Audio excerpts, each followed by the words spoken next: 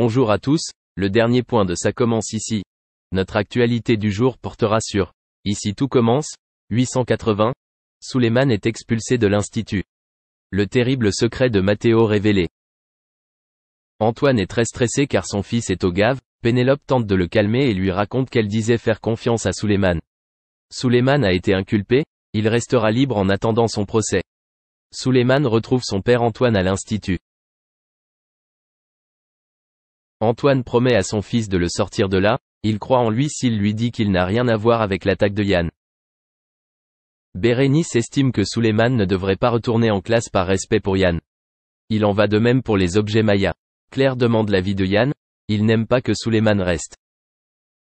Le conseil des administrations tranchera mais entre-temps Suleiman a quitté le parcours. Seuls Pénélope et Carla protègent Suleiman. Claire, Antoine et Tessier discutent du sort de Suleiman. Tessier a décidé de convoquer un conseil disciplinaire pour décider du sort de Suleiman au moins jusqu'au procès. Antoine pourra être présent mais il ne pourra pas voter. Suleiman avait l'impression que tout le monde le pensait coupable, Rose et Carla étaient toujours là pour lui. Rose promet à Suleiman qu'elle parlera à Clotilde pour obtenir le vote du conseil de discipline. Conseil de discipline de Suleiman, Tessier et Claire demandent l'exclusion. Clotilde s'abstient tout comme Hortense car elle ne peut pas être objective. Les sanctions sont levées, Suleiman est éliminé, Tessier est annoncé par 2 voix contre 1. Matteo suggère à Vic de sortir boire un verre. Elle a dit d'accord, invite Lionel et Jude. Vic en a marre que Matteo traîne autour de lui. Les garçons promettent de corriger Matteo. Vic poignarde Matteo alors qu'il était en service parce qu'il a dit à ses amis rugbymen qu'il avait couché avec Vic. Il ne pense qu'à ses fesses. Elle n'en pouvait plus. Lionel ne veut pas aller boire avec Matteo, l'ambiance est trop étouffante. Jude ne veut pas annuler à la dernière minute. Jude se retrouve seul avec Matteo au bar. Matteo dit qu'il voulait faire rire ses amis quand il disait avoir couché avec Vic. Jude dit à Matteo qu'il se sent mal à l'aise en lui montrant la photo. Jude avait gardé son homosexualité secrète pendant de nombreuses années, et lorsqu'il a osé le dire, il s'est senti soulagé. Matteo admet que c'est lui qui est sur la photo. Personne ne le savait dans le village. Jude promet qu'il ne dira rien. Merci d'avoir regardé et à la prochaine vidéo. N'oubliez pas de vous abonner à notre chaîne. En attendant, dites-nous ce que vous en pensez dans la section commentaires ci-dessous. Au revoir. Pas de la princesse Ona. Que le temps passe vite, il n'a rien vu.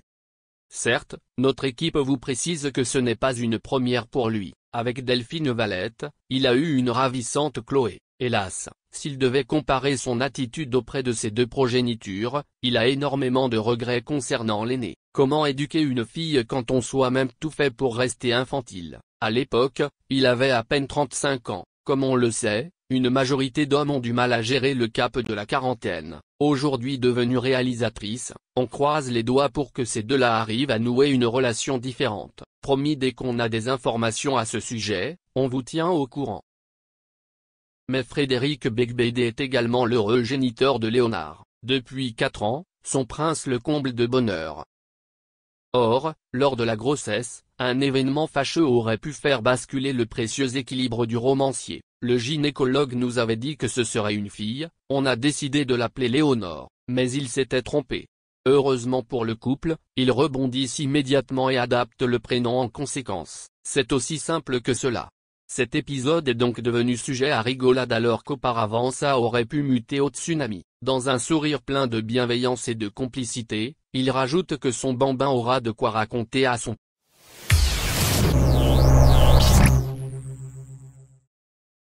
Depuis plusieurs semaines, les admirateurs n'avaient pas eu de bonnes nouvelles de la diva québécoise Céline Dion. Lors de son récent post Instagram, l'artiste canadienne publiait un message qui avait ému sa communauté. Celle-ci indiquait le report de son show de Las Vegas aux États-Unis pour des raisons médicales. « Je dois me concentrer sur ma santé pour aller mieux. Je veux m'en sortir le plus vite possible », notait-elle. Plus tôt, elle avait dit souffrir de spasmes musculaires sévères et persistants qui l'empêchent de se produire sur scène.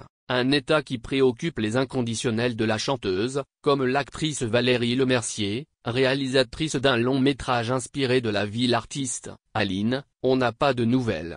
Personne n'a de nouvelles depuis 2 ans, On n'a pas vu son visage, elle a annulé des dates, j'ai l'impression que ça ne va pas très fort, a déclaré la comédienne sur France Inter. Ainsi, la chanteuse ne semble pas en grande forme, mais dans un message posté vendredi dernier sur les réseaux sociaux, l'artiste se livre sur un autre motif de son mal-être, la mort de son